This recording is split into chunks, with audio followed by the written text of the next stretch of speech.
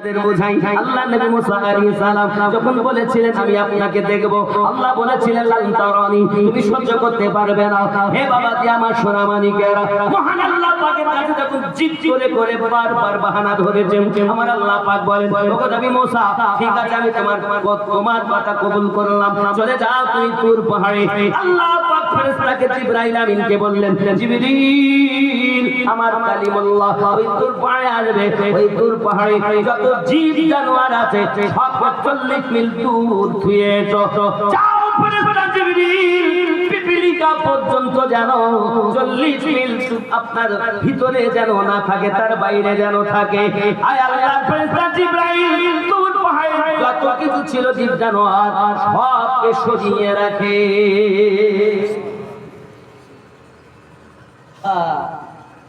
আর হযরত মুসা আলাইহিস সালামকে অর্ডার করেছেন, আল্লাহ পাক বলেন না লাইন খুলে তাই যাবেন, তাই গেলেন।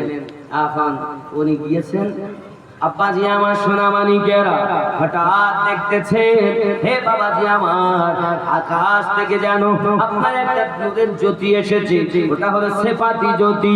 আব্বা আমার পাহাড় পড়ে সুরমা, পাহাড় পড়ে যায় আগুন ধরে যায়। মুসা নবী বেহুশ হয়ে গেলেন, 3 দিন 3 রাত পড়ে থাকলেন। 3 দিন 3 রাত পরে যখন আপনাকে তুর পাহাড় থেকে সরে এসেছেন, নবী মুসা আলাইহিস সালামের ভিতরে ইশকের দরিয়া এমন হয়ে গেল, নবী মুসা আলাইহিস সালাম কথা যখনই বলতেন সঙ্গে সঙ্গে জবান কথা বললে আপনার মুখ দিয়ে যা আগুন বার হয়, কেমন করে আপনার সঙ্গে কথা বলি।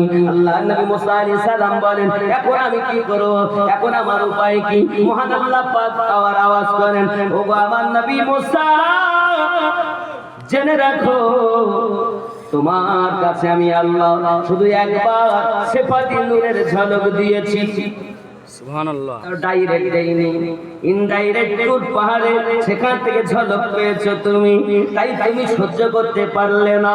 ও নবী মুসা কালিমুল্লাহ জেনে রাখো আমার হাবিবুল্লাহ, আমার হাবিবুল্লাহ, আমার নবীউল্লাহ, আমার হাবিবুল্লাহ, আমার বন্ধু উম্মত কিছু আখিরি জামানায় এমন হবে, এমন কিছু দরবে দুনিয়াতে তৈরি হবে, আমি আল্লাহ পাক আল্লাহ তাআলা তাদের সিনাতে আমার এই সেফাতি নূরের ঝলক 70,000 বার করে প্রতিদিন জ্বালিয়ে দেব।